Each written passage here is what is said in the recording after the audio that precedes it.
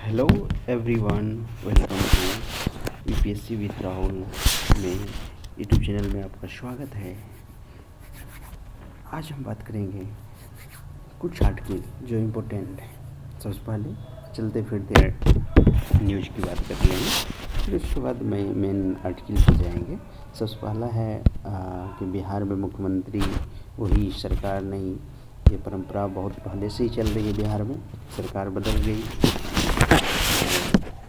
ये इम्पोर्टेंट है कि एनडीए की सरकार बन गई, पहले महागठबंधन थी। बस इतना ही जानना है चलता फिरता राजनीतिक में। दूसरा है कि मालदीव की संसद में सत्तारूढ़ व विपक्ष सांसदों में मारपीट हुआ, धक्का मुक्की हुई। तो ये एक चिंता का विषय है। जब मोदी जी गए लक्षद्वीप तो मालदीव का अर्थव्यवस्था ही ख़त्म हो गई।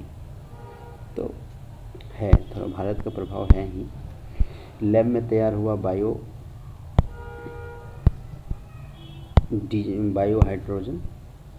हाइड्रोजन बनेगी ईंधन का सस्ता विकल्प। ये है अभी लैब में तैयार किया। मैं आगे नेक्स्ट पेज पे डिस्कस करेंगे।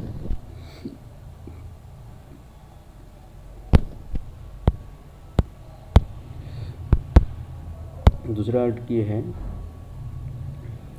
राम का शासन संविधान निर्माताओं के लिए भी थी प्रेरणा का स्रोत। इसमें मुझे ये हेडिंग नहीं पढ़नी, लेकिन सबसे इम्पोर्टेंट क्या है, अभी प्रधानमंत्री जी का एक कार्यक्रम था मन की बात, जो 109वीं थी, इस साल की पहली मन की बात। देशवासियों संवाद किए और इसमें ये बताए कि वैकल्पिक चिकित्सा पद्धति जो है ये सबसे इम्पोर्टेंट है। जो डॉक्टर को एक जैसी भाषा लिखेंगे, यानी सारे डॉक्टर जो अब जैसे अब बीमार पड़ गए, ठीक है, अब डॉक्टर के पास जाते हैं, किसी डॉक्टर के पास गए तो वो क्या करते हैं, चेकअप करेंगे, फिर प्रोसेस होती है। अब 2-3 महीने के बाद फिर जाइए दूसरे डॉक्टर के पास, तो वो दूसरे डॉक्टर क्या करेंगे, वो फिर चेकअप शुरुआत इस करेंगे अपने अनुसार। तो इनका कहना है कि इससे एक फ़ायदा यह होगा कि अगर आप पर्ची लेकर दूसरे डॉक्टर के पास जाएंगे, जब एक भाषा लिखेंगे तो उनको बीमारी से संबंधित जानकारी पूरी मिलेगी। तो आपको जो खर्च होगी ना, वो खर्च तो बचेगी। और बीमारी इलाज, कौन कौन सी दवाएं चली है, कब से इलाज चल रहा है, इनको क्या बीमारी था, कितना % था, कितना दवाई छोड़ें, मतलब ये सारी जानकारी हो जाए, इससे फ़ायदा है। तो आज के मन की बात में इतना ही था। फिर उसके बाद चलते हैं नेक्स्ट आर्टिकल। महापौर में एक आर्टिकल ये बता दूँ, अब ये चर्चा है, यूपीएससी ज़्यादा फोकस करती है, जो चर्चा का विषय बना रहता है उस पर क्वेश्चन बनाने का। महापौर ने अस्थाई समिति, जो स्थानीय प्रशासन है ना, जिसमें नगर पालिकाएँ, जो 74वां संविधान संशोधन 1992 के दौर बनाई गई थी, मैं ये रिवीजन करवा देता हूँ। तो उसमें आप थोड़ा एम लक्ष्मीकांत आप पढ़ लेना, जिसमें आपको ये अस्थाई समिति के बारे में चर्चा मिल जाएगी। आप वहाँ से इसको रिलेट कर सकते हो, बहुत अच्छा है। एक बार ध्यान 74वें संविधान को आप फोकस मार लेना।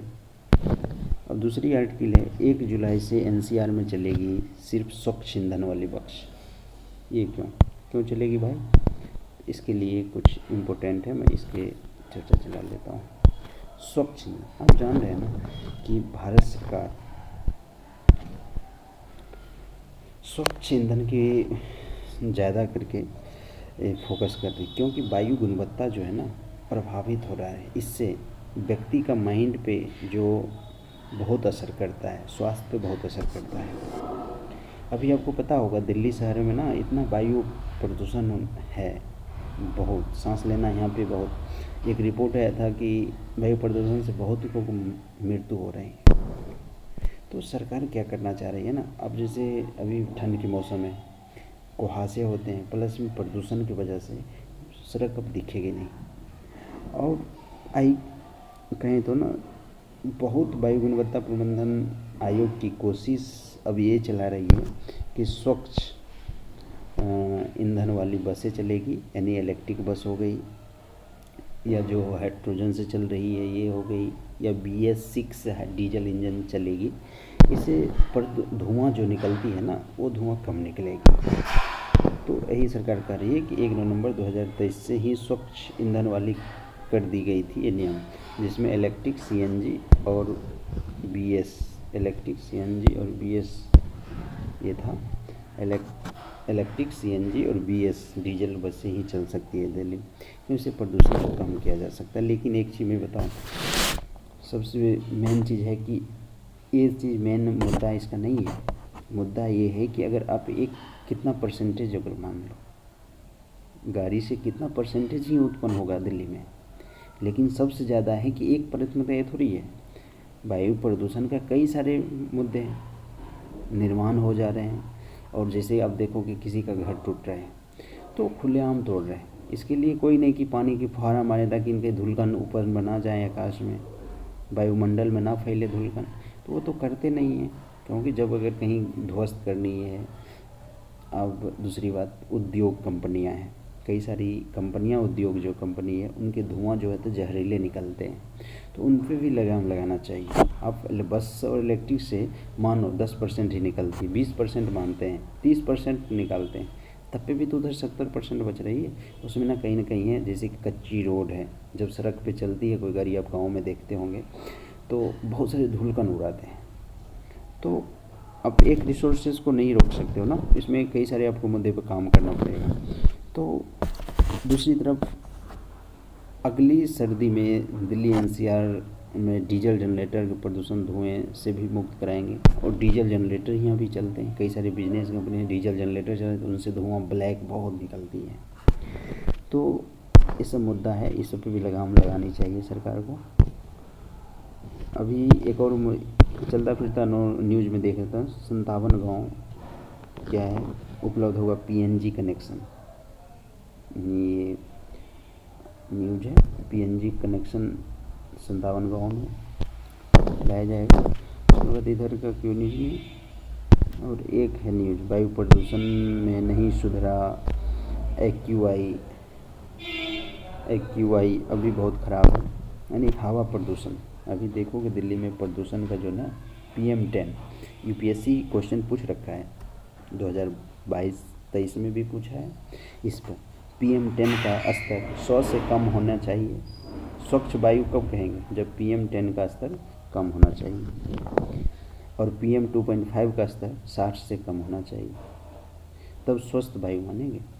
अभी मैं वर्तमान में बताऊं दिल्ली में क्या है, PM10 का औसत है 313 और PM15 का स्तर है 173, तो कहाँ वायु प्रदूषण स्वस्थ है। तो वायु स्वस्थ कहाँ है, बहुत ख़राब है। यहाँ पे सांस लेना बहुत मुश्किल हो गई है। इसलिए दूसरा आर्टिकल सर्च करते हैं, आज़ाद हिंद फौज के अधिकारियों को कैद रखने वाले जेल का खुलेगा ताला। ये कहाँ पे है, लाल किला में है। अब लाल किला सब लोग जाते हैं घूमने के लिए, दिल्ली में स्थित है। तो जब लाल किला के अंदर जाओगे तो कुछ दूर जाने के बाद आपको एक बाज़ार मिलेगी, जिसको कहें तो भाषा में क्या कहते हैं, गुदरी बाज़ार कहें या चिड़िया बाज़ार कहें, कोई उस ज़माने में बाज़ार लगती थी जिस श्रृंगार या कुछ खिलौने सब मिलते हैं वहाँ पे छोटे छोटे। तो उसी से 40 के मतलब 40 कदम आगे जाओगे ना, तो लेफ़्ट साइड में आपको ये मिल जाएंगे आज़ाद हिंद फौज के, अंग्रेज़ों ने इसमें बंद करके रखा था। तो उसके चलते हैं कुछ डिटेल्स जानकारी। आज़ाद हिंद फौज जो INA इंडियन नेशनल आर्मी थे, ये अधिकारी को कैद किया था यहाँ पे। इनके और संरक्षण कार्य कराकर इसे पर्यटक के लिए खोले जाएंगे। पहले दिन में सर्च कर लिएगा, और सर्च करने के भारतीय पुरातत्विक सर्वेक्षण ASI इसको सर्वेक्षण करेंगे, फिर उसके लिए बाद जनता के लिए पब्लिक कर देंगे। इसमें नेताजी सुभाष चंद्र बोस के 3 सैन्य अधिकारी को इसी में कैद करके रखा गया था। सबसे बड़ी है ये क्या है, अंग्रेज अधिकारियों के खिलाफ बगावत करने वाले अधिकारी थे। ब्रिटिश आर्मी ने बर्मा से जनरल शाहनवाज खान को और उनके दल के 1945 में बंदी बना लिया था, और नवंबर 1946 में मेजर जनरल शाहनवाज खान के अलावा कर्नल प्रेम सहगल और कर्नल गुरबाज सिंह को भी बंदी बनाकर इसको कहते हैं बावली में लाया गया था और इसी में रखा गया था। उस समय वरिष्ठ वकील भी थी भूला भाई देसाई, पंडित जवाहरलाल नेहरू, तेज बहादुर सप्रू, कैलाश नाथ काटोजी, आसफ अली ने इसमें वकालत भी किए थे, जिसमें उम्र कैद की सज़ा हो गई थी। नहीं, इसमें फांसी भी हुआ था। अब कुछ का मैं बताता हूँ ना। इसमें से 4 जून 1946 को सहगल, ढिल्लो और शाहनवाज को फांसी की सज़ा हो गई थी। फांसी की सज़ा को उम्र कैद में बदल दिया गया था यही लोग केस लड़के, और बाद में उनको छुड़ा भी लिया था। तो ये इम्पोर्टेंट है कि आज़ाद हिंद फौज के गठन किसने किया था इसमें, तो चीफ ऑफ द। अभी दूसरा आर्टिकल में देखो तो सशक्त न्याय व्यवस्था विकसित भारत का आधार।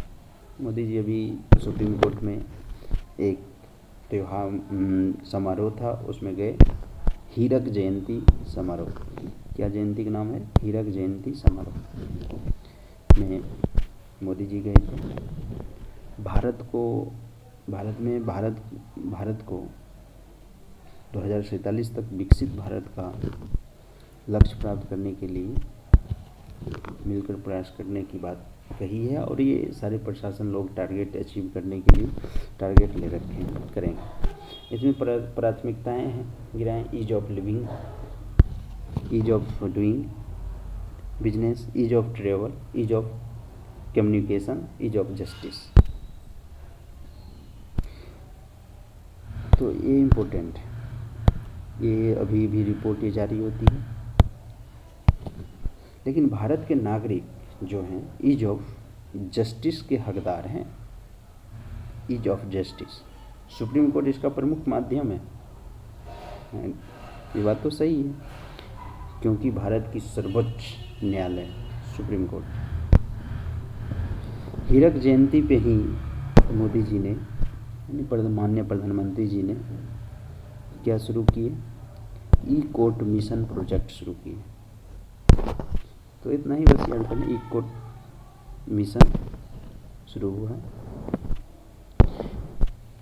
और दूसरी, सुप्रीम कोर्ट के फैसले हिंदी और अन्य भाषा में भी उपलब्ध होने चाहिए, इन्हें की इंग्लिश में ही होना चाहिए।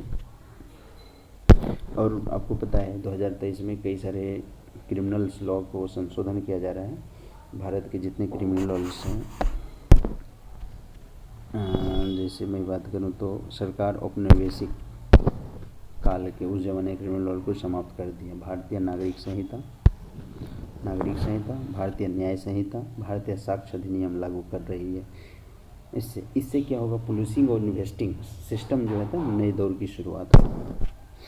और उसी विवाद में कानून मंत्री भी थे वहाँ पे, केशवानंद भारती मामला 1973 को लेकर, और अयोध्या राम मंदिर की विवाद था, जिस पर जस्टिस के बारे में उल्लेख भी किया।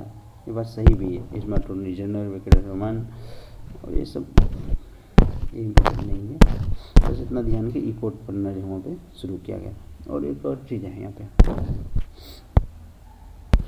इस वर्ष बहुत बड़ी युद्धाभ्यास करने वाली है वायुसेना। 3 युद्धाभ्यास करेगी वायुसेना। इस 3 युद्धाभ्यास में नाम है, युद्धाभ्यास में पहला है, कौन सा बताओ आप? वायु शक्ति। पहला कौन सा है? वायु शक्ति।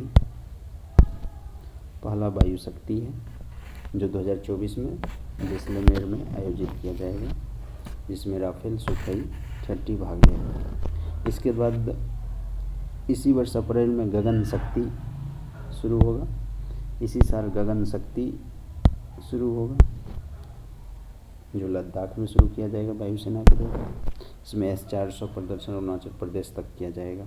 उसके बाद अगस्त के आसपास बहुराष्ट्रीय अभ्यास तरंग शक्ति आयोजन किया जाएगा, जिसमें बहुराष्ट्रीय तरंग शक्ति 2024 को आयोजित किया जाएगा, जिसमें जर्मनी, फ्रांस, इटली, अमेरिका, अन्य प्रमुख मित्र देशों ने इसमें भाग लेंगे। वो कौन कौन सा लेना भी तो उल्लेख किया गया, कौन कौन सा लेंगे वो बाद में पता चलेगा। सहकारी समिति चर्चा में। देखो सहकारी समिति ये है, इसमें आपको क्या करना है, 57वां संविधान संशोधन 2011 को देख लेनी है, और DPSP जो एम लक्ष्मीकांत में सहकारी समिति देख लेना। उसके बाद देखो दल बदल विरोधी कानून की समीक्षा, दल बदल विरोधी कानून की समीक्षा फिर से होगी। ये बात सही है, अभी भी महाराष्ट्र सरकार और शिंदे गुट में, वहाँ पे शिंदे गुट का सॉरी इसका क्या नाम है, शिवसेना के साथ विवाद चल रहे हैं। उनमें अध्यक्ष को लेके सदस्य को लेके फैसला करना था दल विरोधी कानून के तहत लेकिन वहाँ पे असंतुष्ट हुए। तो इसी वजह से अभी वहाँ पे 84 में अखिल भारतीय पीठासीन अधिकारी सम्मेलन हुआ था, जिसमें लोकसभा अध्यक्ष अभी वर्तमान में 17वीं लोकसभा अध्यक्ष ओम प्रकाश बिरला है। तो इनका कहना है कि दल बदल कानून में समीक्षा की जाए, और उसके समिति का अध्यक्ष राहुल नार्वेकर जो महाराष्ट्र विधानसभा के अध्यक्ष हैं, उनको बनाया गया है। इससे क्या होगा पता है, एक खासियत है इसमें, दल बदल कानून के बारे में जानते अभी चर्चा में। तो दल बदल कानून 10वीं अनुसूची में उल्लेख किया गया है। तो आप दल बदल कानून जरूर आप एक बार देख लेना। और अभी राज्यसभा का उपसभापति कौन है, जरूर कमेंट करना।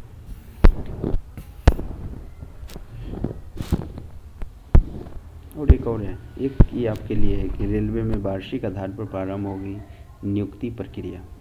अब रेलवे ने क्या है कि हर साल अब कैलेंडर जारी करेगी और हर साल ही अपना नियुक्ति निकालेगी। इस बार ALP ग्रुप D तक के आने की संभावना है। ALP तो आ ही गया है, चलते हैं। अब दूसरी आर्टिकल की बात करते हैं, सुपर पावर के रूप में भारत का हो रहा है उदय। सुपर पावर के रूप में भारत का हो रहा है उदय, ये सबसे बड़ी इम्पोर्टेंट, मैं इस पर डिस्कस भी करूँगा। सबसे पहले मैं आपको एक मैप दिखाता हूँ। तो मैप तो अभी निकालना पड़ेगा, रुक जाओ। हाँ, मैं मैप दिखा रहा हूँ। मैप में क्या कह रहा है, अब मैं इसको पढ़ के फिर मैप पे आपको डिस्कस कर लूँगा। सुपर पावर के रूप में भारत का हो रहा उदय। ईरान समर्पित आतंकी संगठन हौती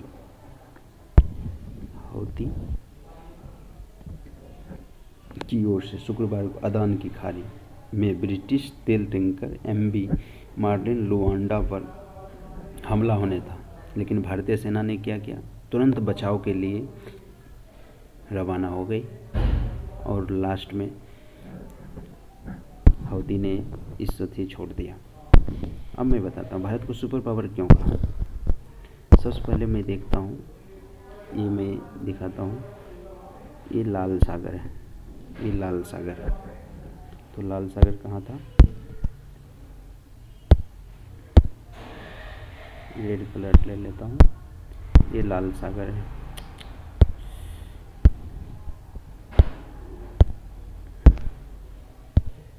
ये लाल सागर है, ठीक है।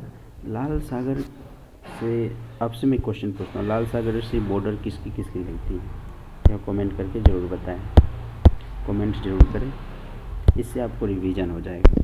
मैं आपको दिखाता हूँ, देखो लाल सागर और इसी जगह, ये जो जगह है ना, ये जगह एक संधि है, बाब अल मलदेव संधि। बाब अल मलदेव संधि जो यमन कहें चाहे इस अरेबियन, ये जो है अरेबियन प्रायद्वीप और अफ्रीका को अलग करती है, ठीक है। इसी जगह अभी मैं बताता हूँ कि प्राचीन भारत में देखें या पहले व्यापार जो होता था ना, ऐसे होता था, ऐसे आते थे, ऐसे लाल सागर होते हुए अदान की खाड़ी होते अरेबियन से इधर आते थे, ऐसे व्यापार होता।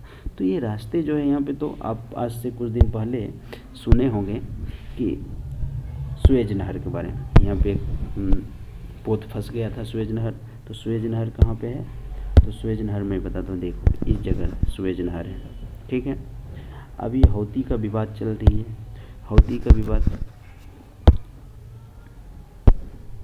मैं इसमें दिखाता हूँ ना, देखो ये ईरान हो गया, इराक हो गया, ये जॉर्डन हो गई, ये सऊदी अरब है पूरा, यमन है, इजिप्ट, सूडान, डिजिबूती, इथोपिया, सोमालिया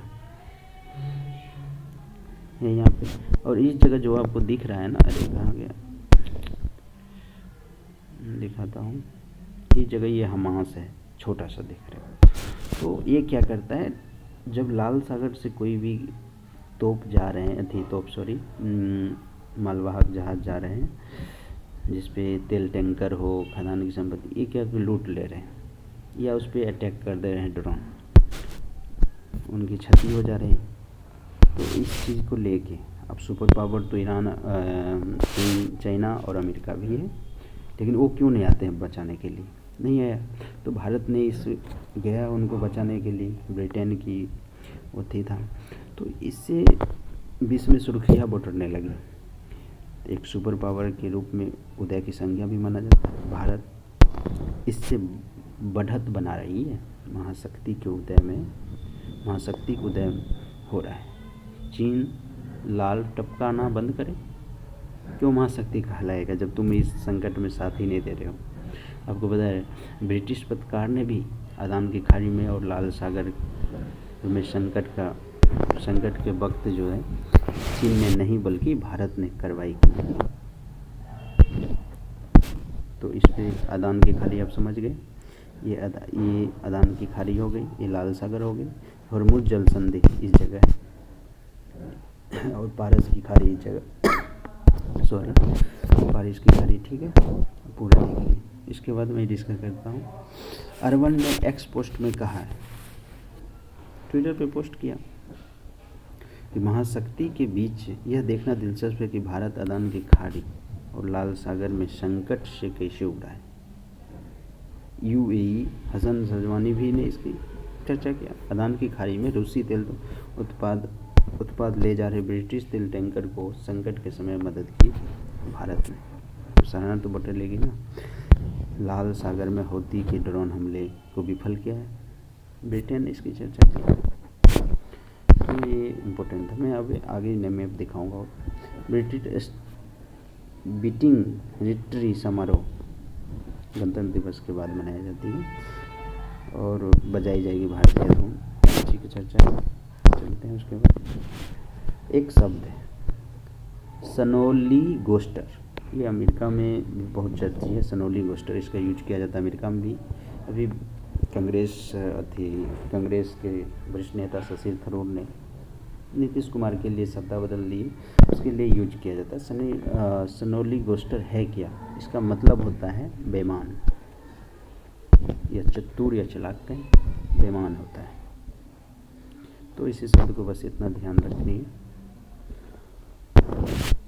और उसमें कुछ नहीं। अभी मैं बताऊँ एक और चीज़। राज्यसभा में बीजेपी का बहुमत कम है। राज्यसभा में बहुमत करने के लिए सरकार को 123 सीट की ज़रूरत होती है, जबकि अभी भाजपा के पास 93 सीट ही है, जबकि ये 5 नीतीश सरकार दे देंगे तो 108 हो जाएंगे। नहीं, लगभग में 16 सांसद है, हाँ, जिसमें से 5 सांसद नीतीश के हैं, तो टोटल मिला के 108 हो जा रही है। तो अब तो समर्थन रहेगा ही, चलो उस पर चर्चा नहीं चाहेंगे। बिग बॉस 17 ये वनडे एग्जाम के लिए इम्पोर्टेंट। बिग बॉस 17 के विजेता मुनव्वर फारूकी बने हैं। मुनव्वर फारूकी। अभी एक पता है कश्मीर में पहाड़ों पर हिमपात शुरू हो गया, तापमान गिर गया। ये किस लिए होता है, तो छोटा सा पश्चिमी विक्षोभ एक्टिव हो गई, जिससे वहाँ पे राहुल स्पीति कन्नौज चंबा इस सब में भारी वर्षा और ये सब चीज़ संभावना होने वाली है हिमपात। इसलिए मौसम विभाग ने गाइडलाइन जारी किया है कि मत आओ पर्यटक के लिए। अब ये फसल के अवशेषों को तैयार बायोडीजल बनाएगी, बायो हाइड्रोजन बनेगी। फसल के अवशेष, जैसे में गेहूँ काटते हैं तो जड़ से काटते हैं, लेकिन कुछ ना कुछ उनके अवशेष रह जाते हैं अंदर। धान काटते हैं तो ऊपर से काटते हैं, तो उनको क्या करते हैं किसान जलाते हैं, वो किससे वायु प्रदूषण होता है। लेकिन अब सरकार ने क्या उसी अवशेष को लेके हम कहीं पुआर जिसको गांव में कहते हैं, जहाँ पुआर धान की होती है, तो उसको क्या करेगा ना, उसको गला के और ऐसे कुछ तकनीकी माध्यम से बायो हाइड्रोजन बनाई जाएगी। तो फसल के अवशेषों से कम लागत में बायो हाइड्रोजन बनाने की विधि खोजी गई, जिससे पर्यावरण संरक्षण के लिए जीवाश्म ईंधन का प्रयोग कम करने में मदद तो मिलेगी। सरकार वेस्ट टू वेल्थ की नीति को प्रोत्साहन मिलेगा। सरकार जो चलाई वेस्ट टू वेल्थ नीति, तो ये स्वच्छ भारत और पर्यावरण के लिए अनुकूल है।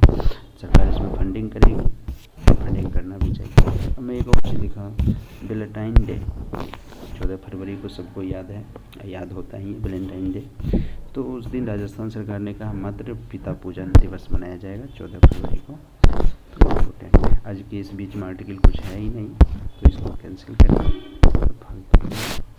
नए अवसर का सृजन करेगी एआई, आर्टिफिशियल इंटेलिजेंस। अंतर्राष्ट्रीय मुद्रा कोष, जिसको हम शॉर्ट में IMF कहते हैं, चर्चा में एक विश्लेषण का पता चला है कि कृत्रिम बुद्धिमत्ता यानी AI विश्व में 40% नौकरी को प्रभावित करेगा।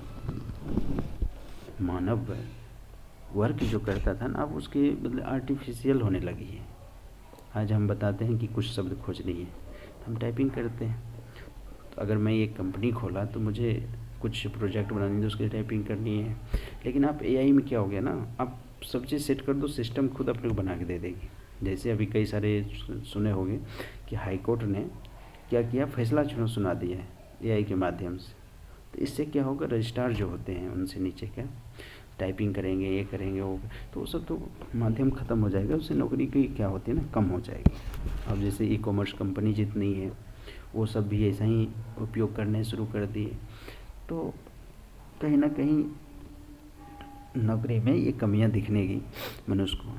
इससे श्रम मशीनी बुद्धिमत्ता के चौराहे पर खड़े हो गए।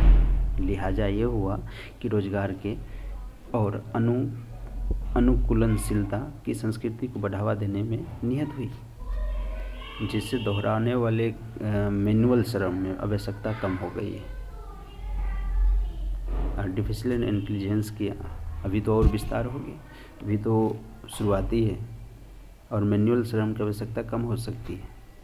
और बदलाव, नियंत्रण, समस्या समाधान, नवाचार जैसी उच्च क्रम की गतिविधियां का संलग्न भी है। तो आर्टिफिशियल से जैसे अगर SC आ गई, चाहे कोई आर्टिकल साइंस टेक में आती है मेन से लिखने के लिए, तो आप उसमें यूज कर सकते हैं इनकी लाभ हानि की। जो विशिष्ट मानव कौशल का लाभ उठाते हैं, निसंदेह AI तकनीक का आगमन से नौकरी बाजार में बदलाव आया है और आएगा। नियमित दोहराव वाले कार्य जो होते हैं, नियमित जो कार्य किया जाता है, जो कभी मनुष्य द्वारा किए जाते थे, अब क्या हो गया, मशीन के माध्यम से स्वचालित मशीन ऑटोमेटिक होने लगा, जिससे व्यापक बेरोजगारी और आर्थिक अस्थिरता के बारे में चिंता पैदा हो सकती है, और हो भी रही। अब देखो, एक आर्टिकल आया था कुछ दिन पहले कि रक्षा क्षेत्र भी आर्टिफिशियल से यूज किया जा रहा है, लेकिन वहाँ पे खामियां है। तो वो चीज़, उसके बाद देखें, ये आर्टिकल है MSME के लिए सरल बनाई जाए बैंकिंग नियम। MSME ना, जब आप स्टार्ट करते हैं तो इसके लिए लोन चाहिए आपको, लेकिन आपको ज़रूरत है 10-12 लाख की, आपको नहीं मिलेगी ऐसे, आपको थर्ड पार्टी से करना ही पड़ेगा कनेक्ट। जब थर्ड पार्टी के पास जाओगे ना, तो कुछ चार्ज लेंगे। जब ऐसे चार्ज लेंगे तो क्या फिर बचेगा, तो चार्ज ले ही लेंगे। जैसे देश में अभी GDP में 25% का योगदान दे रही है MSME। MSME ने credit guarantee fund trust for micro and small enterprise scheme के तहत बिना किसी गारंटर के या गारंटी के आपको ऋण उपलब्ध कराती है। लेकिन अगर आप ज़्यादा लेना चाहते हैं तो आपको तो थर्ड पार्टी की ज़रूरत होगी। तो सरकार को एक प्लेटफॉर्म लानी चाहिए। एक अगर स्टार्टअप बढ़ानी हो, चाहे MSME में किसी क्षेत्र में भी योगदान देनी हो ना, तो आपको किसी भी व्यक्ति के पास शुरुआती दौर में ना पेमेंट कम होती है, तो सरकार से पेमेंट लेते हैं। तो क्या करनी है ना कि एक वन वेब विंडो लाना पड़ेगा इनको, एक विंडो पे लाके, और सुलभ व्यवस्था जब तक नहीं करोगे ना, तब तक ये व्यवस्था नहीं निपटाया जाएगा ना। एमएसएमई थर्ड पार्टी पेमेंट लेते हैं ज़्यादा, जैसे कि अगर आपको कहते हैं 25% 30% लेंगे, तो ये घाटा तो आप सह रहे हो ना। तो सरकार को इस पे थोड़ा फोकस करनी पड़ेगी, और सरकार भी इस स्कीम में कई सारे योगदान दिए हैं। जैसे एमएसएमई के कुल लोन में 75% हिस्सेदारी सरकार की बैंक की होती है। तो बात सही है, अगर 75% सरकार दे रही है तो इसमें तो थर्ड पार्टी ले भी रहा है ना, तो वो चीज़ सिस्टम कर लो, तो ये हरित परिवहन का बढ़ावा जारी रहेगा। तो ये 28% जीएसटी लगता है, साथ ही कई सारी, जैसे मैं देखें सेडान एक गाड़ी 20% लगती है, एसयूवी में 22%, लग्जरी वाहनों में 28% जीएसटी लगती है।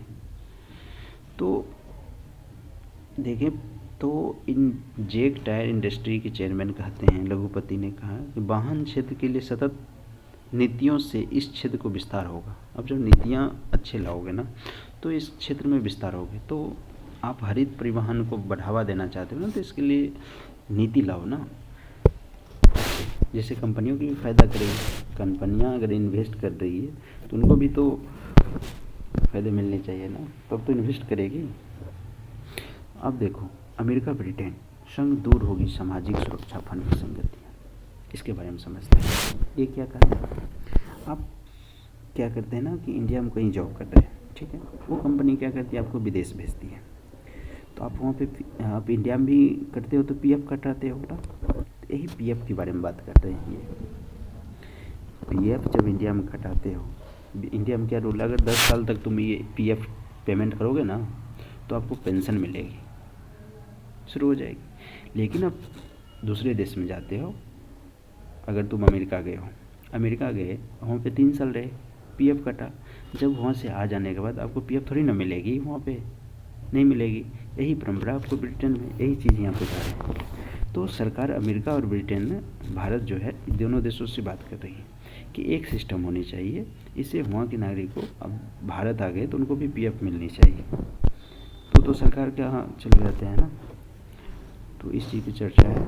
उसके बाद विभिन्न उद्योगों पर अलग अलग होगा असर। अभी लाल सागर और जलमार्ग के आसपास चल रहे संकट चल रहा है। अभी आपको मैं दिखाया ही कि हूती ने हमला कर देते हैं, ये मलभाग जहाज़ों पे सब चीज़ लूट लेते हैं, क्योंकि उन लोग के पास संसाधन बहुत कमियां हैं, खाने के लिए भी बहुत चीज़ कमियां हैं, तो लूटपाट करते हैं।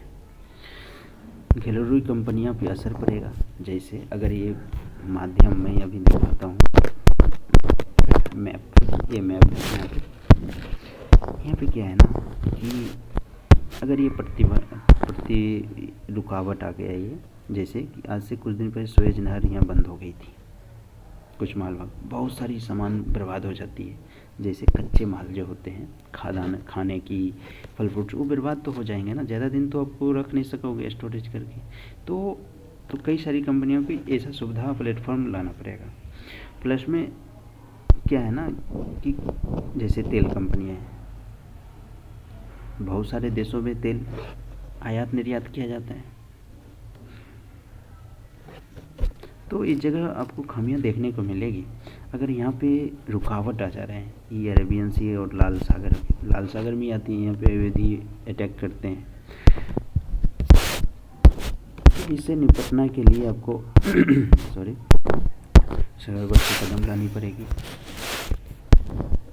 इसमें कह रहा है कृषि वस्तुएं और समुद्री खाद्य पदार्थ में जल्द खराबी होने की प्रकृति, जैसे मछलियाँ जा रही है समुद्र से, बहुत निर्यात करते हैं यहाँ से। निर्यात आयात आप समझते हो, मैं समझाता हूँ। निर्यात जब होती है कि भारत की वस्तु बनी यहाँ पे और विदेश भेजा गया, ये निर्यात है। आयात जब वहाँ की वस्तु को हम खरीदते हैं, आयात है, तो वही चीज़ है, तो खराब हो जाएगी। दूसरा, कपड़ा, रसायन ऑर्डर पर, ये चलो ये इस पे कोई असर नहीं पड़ेगा, लेकिन सबसे ज़्यादा तो कृषि वस्तु और सामग्री खाद्य पदार्थों पर असर पड़ेगा ना, तो ये संकट का विषय है। तो इसके जल्दी सुलझा लिया जाए तो यही अच्छा है। अब इजराइल की सुरक्षा के लिए जरूरी होगा करूँगा। ये क्या कहा, इजराइल के प्रधानमंत्री नेतन्याहू ने कहा। अंतर्राष्ट्रीय न्यायालय में भी चल रही है इन पे बहस। अंतर्राष्ट्रीय न्यायालय ने ICJ ने, जहाँ हेग में है इनकी मुख्यालय, तो इनका आलोचना किया। तो उसके बाद सरकार ने वहाँ के भी, क्योंकि बंधक जितने लोगों को बना लिया, उनके परिवार न्यायालय के बाहर खड़े हो गए थे। तो उनके बचाव के लिए इनको आदेश दिया गया कि अब कोई ना कोई कदम उठाओ, उनके बंधकों को छुड़ाया लाया जाए। और ये इजराइल और हमास के बीच में अक्टूबर से ही चल रहा है। तो ये चर्चा है। देखो, मैं आपसे क्वेश्चन ज़रूर पूछेगा कि हम करंट में बहुत बनते जा रहे हैं। अभी रूस से लड़ने के लिए रखे $4 करोड़ यूक्रेनी अफसरों को गबन कर दिया। तो रूस यूक्रेन का भी विवाद चल रहा है। अभी यूक्रेन के पास इतना किल्लत हो गया कि ना कुछ चीज़ है, ना अच्छे हथियार है, ना पेमेंट, सब चीज़ पे रूस ने कब्जा करते जा रहे हैं। तो वे हारने की चांस में है, अपने कगार पे पहुंच गए हैं। तो ये चीज़ को आप समझ लिए यहाँ से। जॉर्डन में ड्रोन हमले से अमेरिकी के 3 सैनिकों की मौत हो गई। तो मैं आपको दिखाता हूँ जॉर्डन कहाँ पे है। ये पार्ट पूरा देखो, ये टर्की है, तुर्की, ये इराक है, और इसी के नीचे देखो जॉर्डन है, यहीं पे जो सऊदी अरब से बॉर्डर लगती है। ये सबसे इम्पोर्टेंट कि जॉर्डन की बॉर्डर किस किस से लगती है, सऊदी अरब से लगती है, ठीक है, सीरिया से लगती है बॉर्डर, इराक से लगती है बॉर्डर, और ये इजराइल से लगती है बॉर्डर। थोड़ा देख रहे हो यहाँ पे, है ना। तो ये चीज़ है। और उसके बाद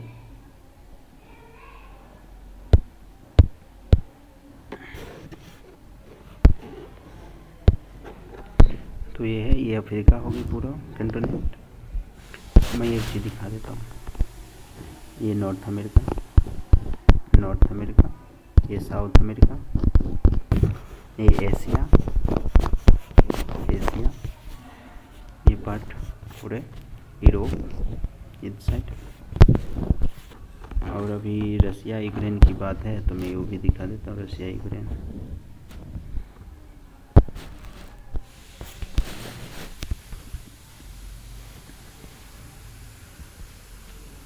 इस जगह है, इस जगह का क्षेत्र है। तो आज का इतना ही था। देखता हूँ और क्या है। हाँ, एक ये है, जनिक सुनर ने पलटी बाजी और जीता ग्रैंड स्लैम, ऑस्ट्रेलिया ओपन जीत लिया और मेदवेदेव को हरा दिया। तो 22 साल का ये कारनामा किया। उसके बाद में पर्यावरण से है, लेपर्ड सील का सर्वेक्षण किया गया है अंटार्कटिका के दक्षिण शेटलैंड द्वीप पर को खोजा गया। अंटार्कटिका में इन सर्वेक्षण किया गया। इस प्रजाति का अंतिम सर्वेक्षण वर्ष 1999 में हुआ था, से 2000 के बीच के भी हुआ था। वैज्ञानिक कहना है कि समुद्री बर्फ में कमी से इनकी संख्या में कमी होते जा रही है। तो लेपर्ड सील, ये हर इलाज के लिए इतना ही। नेक्स्ट आर्टिकल फिर मिलते हैं। Thank you.